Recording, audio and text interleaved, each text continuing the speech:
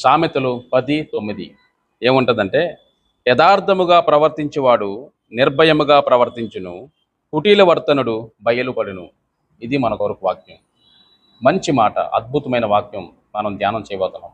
యథార్థత అనేటి మాట మనం ఆలోచిస్తే హానెస్టీగా ఉండడం, బయట ఒకలాగా లోపల ఒకలాగా ఉండడం కాదు. లోపల ఏమైతే ఆలోచిస్తున్నామో బయటికి కూడా అదే చేసేవారు యథార్థవంతులు. ఏ మచ్చ, ఏ డాగు, ఏ తప్పు లేని వారిని యథార్థవంతులు అని అంటాం. ఇక్కడ యథార్థంగా ప్రవర్తించే వారు ఎవరైనప్పటికీ కూడా వాళ్ళు ఎలా ఉంటారంటే నిర్భయముగా ప్రవర్తిస్తారంటారు. అంటే భయము లేనివారుగా ఉంటారు.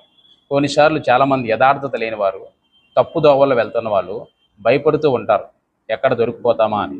ఇక్కడ మనం చూస్తే యథార్థంగా ప్రవర్తిస్తున్నట్లయితే నువ్వు ఎవరివైనప్పటికీ కూడా, ఎంత పేదవాడువైనా ఎంత గొప్పవాడువైనా, నువ్వు యథార్థవంతుడు అయితే నువ్వు చాలా ధైర్యంగా ఉండగలవు అని వాక్యం సెలవిస్తుంది. కానీ యథార్థత లేకుండా కుటిల వర్తనుడు బయలుపడుననుంది. కుటిల వర్తనుడు అంటే ఎవరంటే కన్నింగ్ నేచర్ ఉన్నవారు అనమాట. అంటే మోసాలు చేసే మనస్తత్వం కలిగిన వారు, బయటికి మంచి వాళ్ళలాగా మాట్లాడుతూ లోపల గోతులు తవ్వేటటువంటి మనస్తత్వం కలిగిన వారిని కుటిల వర్తనులు అంటారు.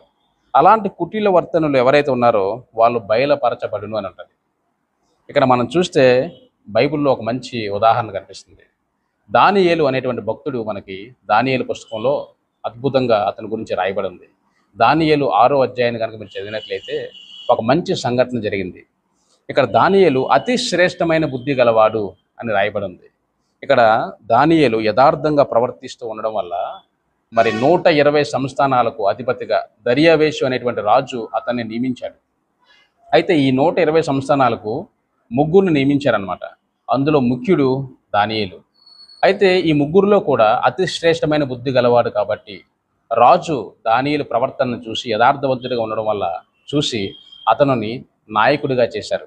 ఇక్కడ మిగతా వాళ్ళందరూ కూడా కుటిల వర్తనులందరూ కూడా మిగతా వాళ్ళు దానియేలు యొక్క గొప్పతనాన్ని చూసి అసూయపడి గోతులు తవ్వడానికి ప్రయత్నం చేస్తూ దానియేలుని ఏ విధంగా మరి తప్పించాలని ఆలోచిస్తూ ఉన్నప్పుడు రాజుగారి దగ్గరికి వెళ్ళి ఒక విషయాన్ని చెప్తారన్న. ఎవరైతే దానియేలు మీద పన్నాగాలు పన్ని తనను ఇరికించాలని చూశారో అలాంటి వారందరినీ కూడా రాజు మరలా తీసుకువెళ్ళి వాళ్ళను సింహాల బోన్లు వేసినట్లు మనం వాక్యం చూస్తాం. ఇక్కడ కుటిల వర్తనులు ఎవరైతే ఉన్నారో వాళ్ళు బయటపడిపోయారు. వాళ్ళ కుటుంబం, భార్య, పిల్లలతో సహా సింహాల బోన్లు వేయబడ్డారు. వాళ్ళ సింహాల బోన్లు పడగానే సింహాలు తినేసినట్లుగా వాక్యం సెలవిస్తుంది. కాబట్టి యథార్థంగా ఉంటున్నావా? నీ జీవితంలో నీకు దేవుడు మేలు చేస్తాడు. నువ్వు ధైర్యంగా జీవించు, దేవుడి కార్యాలు నువ్వు చూస్తావు. God bless you.